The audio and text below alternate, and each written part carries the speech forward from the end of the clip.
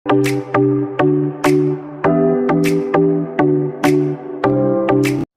आज स्टैटिक्स में रहेगा मध्य का, तो अपन पढ़ेंगे मध्य का, मीडियन, मध्य का, मीडियन।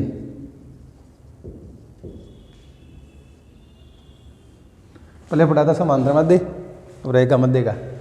तो जब भी आप मध्य का कैलकुलेट करेंगे, मीडियन या मध्य का, तो आपको पता है किसी भी श्रेणी का बीच वाला मूल्य वो मीडियन कहलाता है।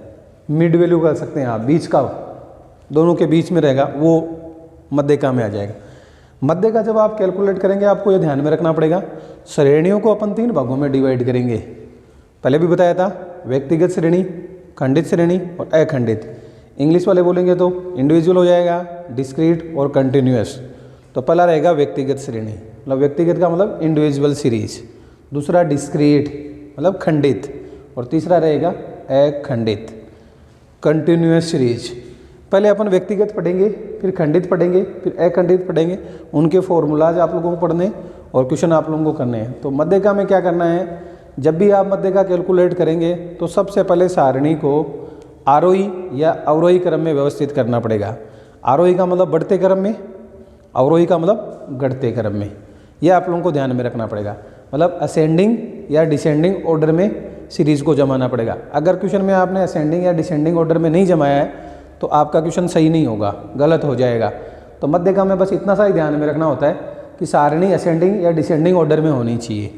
तो अपन स्टार्ट करते हैं। पहले लिखते हैं फर्स्ट आपके पास क्वेश्चन व्यक्तिगत श्रेणी का। कौन सी श्रेणी? व्यक्तिगत श्रेणी में मध्य का, व्यक्तिगत श्रेणी में मध्य का। इंग्लिश वाले लिखेंगे इंडिविजुअल सीरीज में, इंडिविजुअल सीरीज में मध्य का कैलकुलेट कर रहे हैं हम। तो पहले आप लोगों को बताया था मैंने व्यक्तिगत श्रेणी कौन सी होती है। व्यक्तिगत श्रेणी में केवल डाटा दिए हुए होते हैं, मतलब फ्रीक्वेंसी नहीं होती, आवर्ती नहीं होती। केवल क्वेश्चन में आपके पास पद ही पद मिलते हैं। जितने भी आइटम मिलते हैं उन आइटम को अपन सीरियल नंबर देते हैं। या तो क्वेश्चन में सीरियल नंबर दिए हुए होते हैं या आप लोग दे देंगे।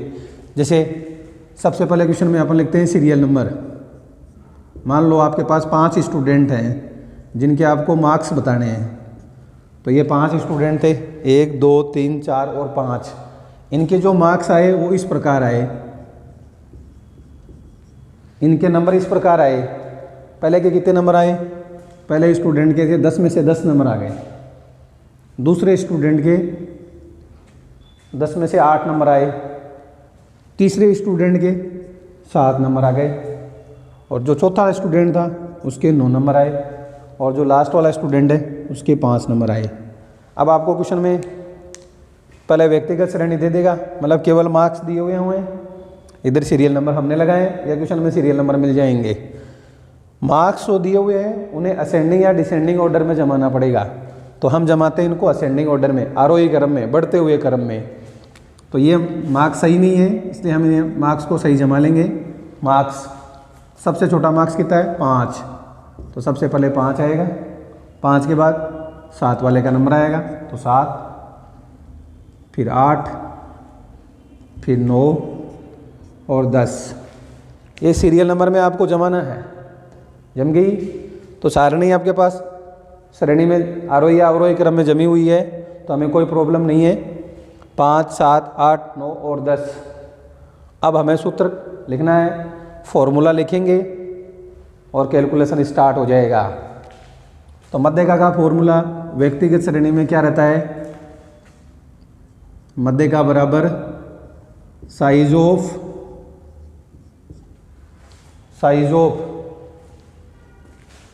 n + 1 divide by 2। n मतलब पदों की संख्या, इसमें 1 जोड़ देंगे, 2 से डिवाइड कर देंगे। 2th आइटम जो पद नंबर आएगा उसे देख लेंगे। तो साइज ऑफ n कितना था? 1 2 3 4 और 5। ये 5 n थे, नंबर ऑफ स्टूडेंट 5। अपन इसमें 1 जोड़ देंगे तो हो जाएगा 6। 2 से डिवाइड कर देंगे तो आ जाएगा कौन सा पद? Item number 3। ये 3 नंबर आइटम आपके पास आ गया। 3 नंबर आइटम देखना है आप लोगों को। Item number 3। तो पहले हमने श्रेणी लिखी, श्रेणी को हमने आरोही या अवरोही क्रम में व्यवस्थित किया, असेंडिंग ऑर्डर या डिसेंडिंग ऑर्डर में जमाया, हमने असेंडिंग में जमाया, आरोही क्रम बढ़ता हुआ क्रम, फिर फॉर्मूला लगाया। व्यक्तिगत श्रेणी में फॉर्मूला क्या होता है, n+1 2 से डिवाइड कर देते हैं, ये रह जाएगा 3 नंबर आइटम आ जाएगा। अब 3 नंबर आइटम आपको क्वेश्चन में देखना है, 1 2 और 3। 3 नंबर आइटम के सामने कौन है, 8। याद रखना इसमें से नहीं आएगा, इसमें से तो 7 आ जाता, तो ये तो गलत हो जाता, इसलिए इसको असेंडिंग ऑर्डर में जमाना होता है। 8 आपके पास मध्यका हो गई, तो ये मध्यका का आंसर हो गया 8, ये लिख लीजिएगा। तो ये व्यक्तिगत श्रेणी का क्वेश्चन हो गया आपका, ठीक है, उतार लो। हो गया था। अब देखो सेकंड तुम लोग करना, पहले मैं सीरियल नंबर लिख देता हूँ, 1 2 3 4 5 और 6। अब की बार मैंने 6 लिखे हैं। डाटा देता हूँ मैं आप लोगों को, पहले मार्क्स दूंगा, असेंडिंग डिसेंडिंग ऑर्डर में नहीं दूंगा। देखना, पहले वाले के 10 में से 10 आ गए, दूसरे वाले के 5 आए, थर्ड वाले के 6 आए, इसके 4 आए,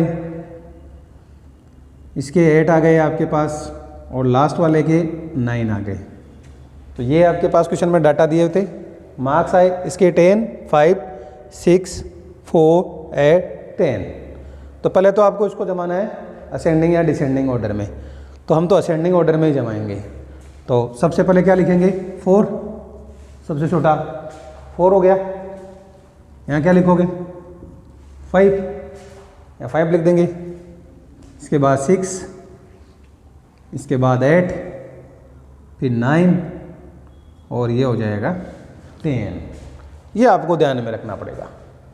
तो 4 5 6 8 9 10, मतलब बढ़ते हुए क्रम में है, ये आपको ध्यान में रखना है। अब आपको मान पुटअप करना है, तो कैलकुलेशन करते हैं। फॉर्मूला वही रहेगा, क्योंकि अभिव्यक्ति की श्रेणी है, m साइज ऑफ n+1 2 से डिवाइड कर देंगे, जो आइटम आएगा उसको देखेंगे। तो साइज बताओ n कितने थे, 6 थे, तो n बराबर 6, 1 ऐड कर देंगे, टोटल हो जाएगा 7। 7 को 2 से डिवाइड कर दीजिएगा, 3.5 आइटम नंबर। देखो 3 आ जाता तब तो 3 ले लेते, 4 आ जाता तो 4 ले लेते, लेकिन ये तो 3.5 आ गया। ज़्यादातर स्टूडेंटों को यहाँ प्रॉब्लम होती है। तो ये 3 वाला, ये 4 वाला, 3 आता तो 6 मध्य का हो जाती, 4 आता तो 8 मध्य का हो जाती। अब आप बताइए, इन दोनों के बीच है ना, इसलिए आप क्या करो, इन दोनों का ऐड कर लो, तो इधर ये ऐड हो जाएगा।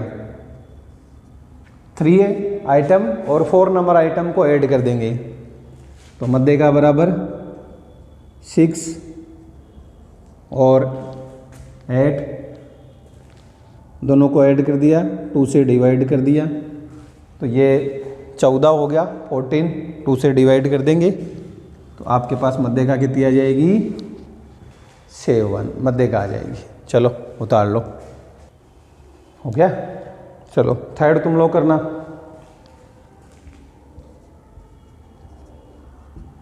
6 स्टूडेंट हैं, 100 में से नंबर आए हैं, इसके 90 आए, इसके 80 आए, इसके 100 में से 100 आ गए, इसके 95 आए, 97 92, ये आपके लिए रहेगा। कैलकुलेशन कर लीजिएगा।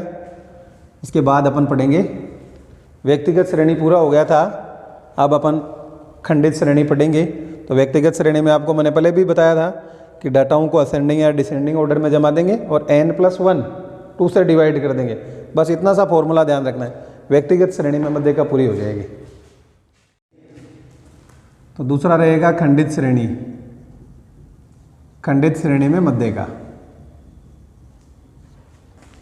तो ये रहेगा डिस्क्रीट मेथड आपके पास रहेगा। डिस्क्रीट सीरीज में मध्य का आप कैलकुलेट करेंगे। डिस्क्रीट में तो आपको वही ध्यान में रखना है, अगर डिस्क्रीट में भी मध्य का ज्ञात करेंगे तो असेंडिंग या डिसेंडिंग ऑर्डर में जमाना पड़ेगा। तो पहले जो भी सारणी दी हुई है, लेकिन जब आप खंडित श्रेणी पढ़ेंगे तो इसमें एक ध्यान रखना होगा, इसमें आपके पास फ्रीक्वेंसी भी रहेगी। फ्रीक्वेंसी को असेंडिंग या डिसेंडिंग ऑर्डर में नहीं जमाना है, मार्क्स को जमाना है। तो जैसे एग्जाम्पल लिखते हैं, पहले x दिया हुआ है, मतलब ये मार्क्स आए और ये उनकी फ्रीक्वेंसी है। 10 नंबर लाने वाले 5 स्टूडेंट थे, तो 10 नंबर आए, वो 5 स्टूडेंट थे, मतलब ये 5 स्टूडेंट है तो नंबर वो 5 हो गए इसमें। 8 नंबर लाने वाले 4 स्टूडेंट थे, तो 8 जिसके आए वो 4 स्टूडेंट थे। 5 नंबर वाले 5 स्टूडेंट थे, 5 नंबर जिनके आए वो भी 5 ही स्टूडेंट थे।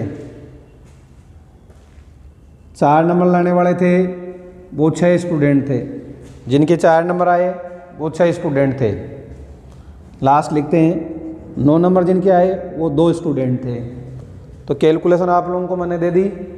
खंडित श्रेणी में पहले मार्क्स दिए हुए होंगे, साथ में उनकी फ्रीक्वेंसी भी होगी, लेकिन मार्क्स को आपको असेंडिंग या डिसेंडिंग ऑर्डर में जमाना पड़ेगा।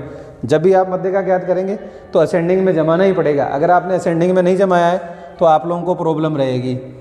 तो सबसे पहले अपन x लिखते हैं, वापस x को असेंडिंग में जमाएंगे। 4, यहाँ 5, फिर आपके पास 8, फिर 9 और फिर 10।